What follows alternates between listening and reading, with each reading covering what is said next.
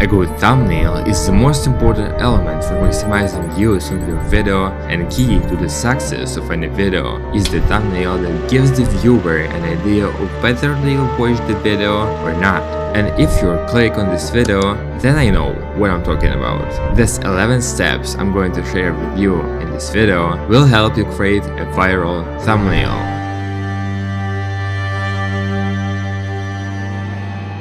The first step is to find a successful example. To make a successful thumbnail for yourself, you should find a successful thumbnail from someone else. Just steal from another. I'm kidding. You can take an idea from your own field, or you can take one from another field and adapt it to your own.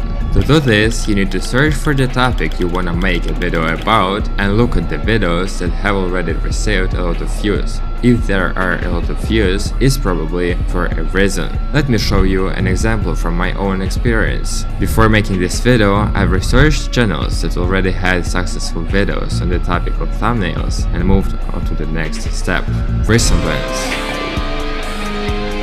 The next task was to find elements that made the thumbnail appealing to viewers. In other words, to grab their attention for a few seconds, after which they would click on your thumbnail. For some, it might be text, for others, an action illustration or an expression of emotion. It doesn't matter what you choose, the important thing is to apply it correctly. I create 5 variants of thumbnail at once, but choose only one based on the following points.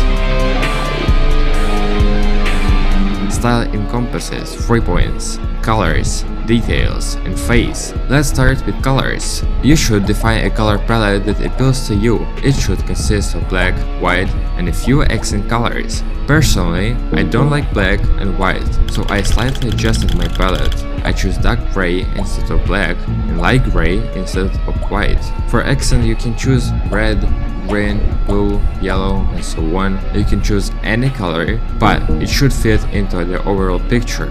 Even the best thumbnail made according to all the rules can be bad because of poorly chosen colors. There is a color wheel and rules for combining colors that you can use for better perception on the thumbnail. Personally, I occasionally rely on this because I already have experience and understanding of what looks good and what doesn't. I assume you don't have this understanding, so I recommend using it just to get used to what really goes together and what doesn't. Now let's talk about details. What do I mean? These are the distinctive elements that indicate that the video is from your channel, to identify yourself as the author. For MrBeast, it's his face and some object or objects next to him. For me, it's the grid, text, and a couple of additional elements that complement them. I'm not telling you to do things exactly as I say, but the chances of a successful thumbnail decrease significantly if you don't. The choice is yours. You can change and revise everything over time. And even if you think you've found your style, you might not like it later and change it anyway. I've already formed a style that I'll stick to in the future: the face. Here it's simple, whether you use your face, an image, or go without it, like me. If it's your face or the face of a popular personality, it's easier. Just depict the emotion that represents the vibe of your video.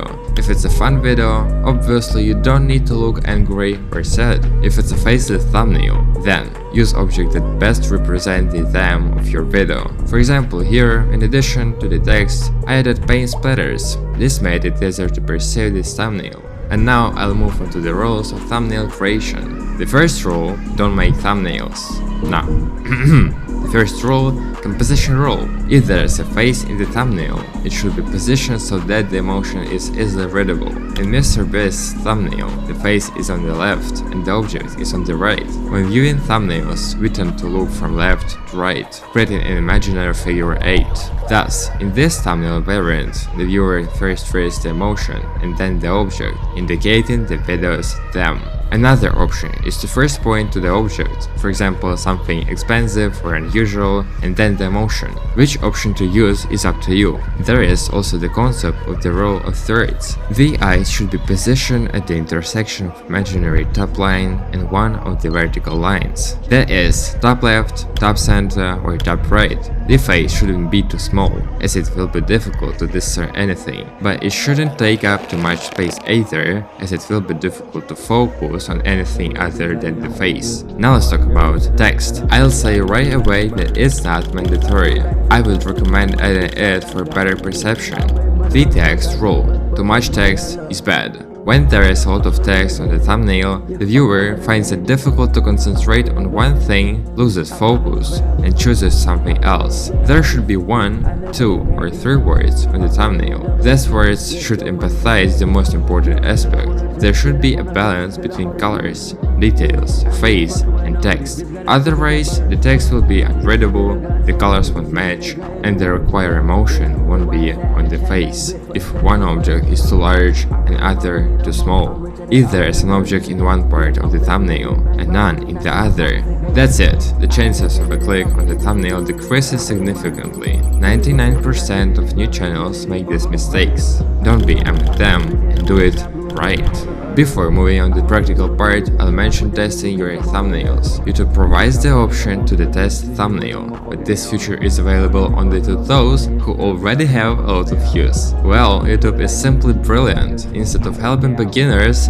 it assists already popular channels. Money is in it, after all. Also, there are 2 websites where I check my thumbnails. I will leave links in the description. The first website evaluates the rating of your thumbnail and indicates the rating of specific points. Judging by MrBeast's thumbnail rating, a score of 7 or above is a good indicator. The second website allows you to compare up to 4 thumbnails on the main page. This page is relevant because the videos that are actually displayed on YouTube's main page are also shown here, but they don't take your interest into account. On this site, you can only choose your own 4 thumbnail options, but also download thumbnails from similar channels and compare them to your own on one page in different formats and themes of YouTube itself. This will give you an understanding of how your video can compete and allow you to compare itself through the eyes of the viewer. The theoretical part is over. It was the easiest part because in practice, result can be much worse than you imagined. I'll tell you right away that you can use any program to create your thumbnails. They can be both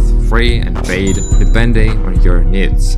For my thumbnails, I use the After Effects program. And yeah, you can say that it's for editing. And I'll tell you, yeah, I'm a professional video editor and I edit videos in it. I can teach you how to make great videos in this program too. I'll show you how to create these 3 works and you'll do them too. For each topic, I'll give you tasks that you'll need to complete to better understand the material. I'll give you all the necessary knowledge and advice to help you progress better. The link is in the description. But After Effects is not only for videos, it's also suitable for thumbnails. First, I create a grid. You can take a background from the internet or generate it with AI. You can simplify fill it with color, gradients, whatever you like, choose for yourself. After I've made the background, I add an element to better understand the video's theme. In this case, I'll add a rectangle and overlay MrBeast's preview on it. Then I'll create text based on where I've placed the element. If I add text, I usually place it in the center and slightly below.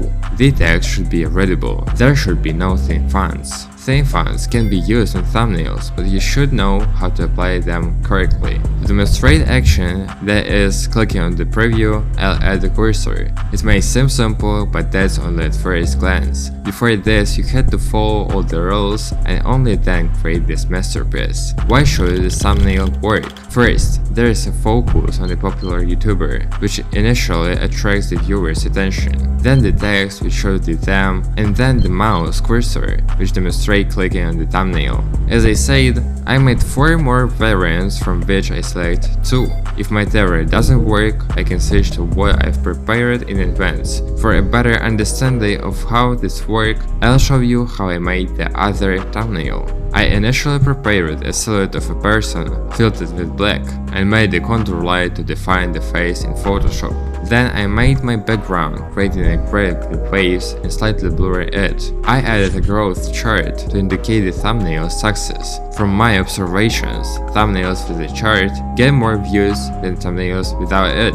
I added my good thumbnails in the background. Then I added text to better represent the video's theme. a question mark, because this video is about how to make a thumbnail, and for better readable of the text, I added a semi-transparent background under it. I hope I explained well why I did it this way and what it affects. If not, review it again. Like, subscribe, and write comments about what else useful you would like to see. Good luck in creating thumbnails. Don't forget that I have many useful courses for you, and for now, watch these videos.